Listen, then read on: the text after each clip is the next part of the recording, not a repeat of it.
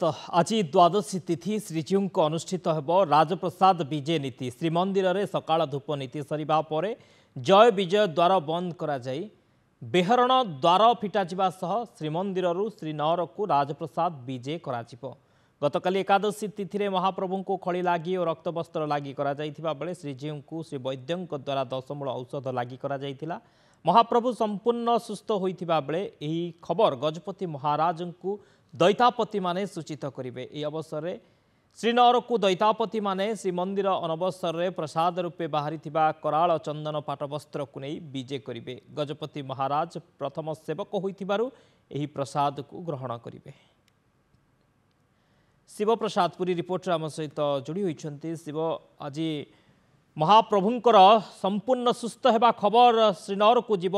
महाराज को जना जीव केतबळे ए परंपरा रही विधि केतबळे रही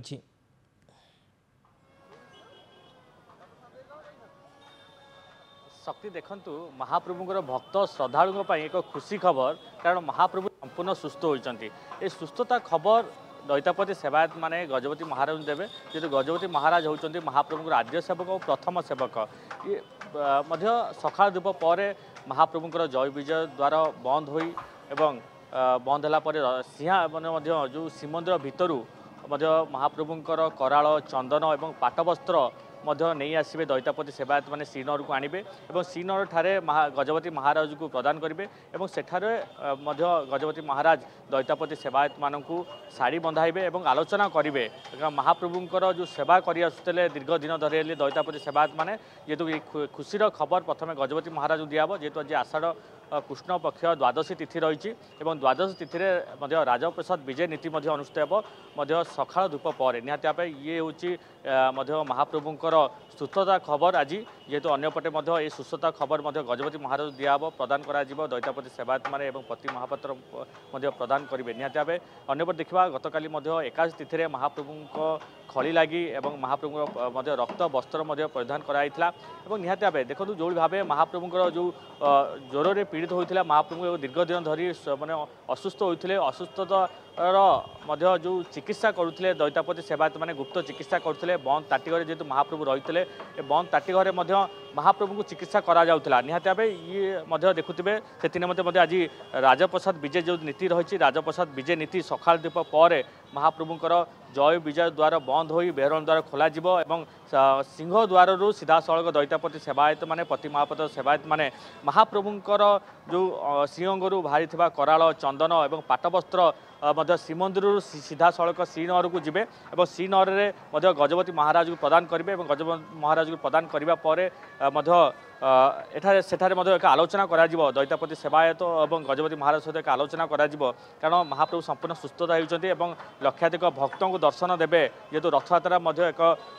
प्रस्तुति आरंभ हो देखा चाहिए श्रीनगर देखा चाहिए मो सहयोगी रही विकास पृष्टि रही कारण महाप्रभुंकर जो सकाळ धूप सरी सकाळ धूप सरीगला एक पटुआर सहित जीवे दैतापति सेवायत माने जेहेतु अंपटे देखा कारण जिते महाप्रभु अस्तुते महाप्रभुंकर श्रीमंदिर भितर कौन कोलाहल हो नाला कौन घंट बाजु नाला। निहाती भाव आसंता गत काली ठारू महाप्रभुंकर घंट वाद्य बाजुची एवं विभिन्न फूल महाप्रभु पूजा करा जाउची एवं कोलाहल भितर आरंभ हो गलानी कारण समस्त एक खुशी खबर भक्त श्रद्धा खुशी खबर कारण महाप्रभु संपूर्ण सुस्थ हो गले एवं महाप्रभु स्वयं निजे भक्त मान दर्शन देवाई रथ उपर को विराजमान करेंगे। निहाती भाव मुझे रथ दृश्य देखा चाहिए रथ संपूर्ण भाव प्रस्तुत हो जाइए चारि द्वार बेढ़ा सब 3 रथ लगी सारी ऊपर खाली केवल कलश और दर्जी सेवा जो 1250 मीटर जो कना प्रस्तुत कर से कना को 3 रथ लग यहाँ एक प्रस्तुति आरंभ हो कारण 6 तारिख दिन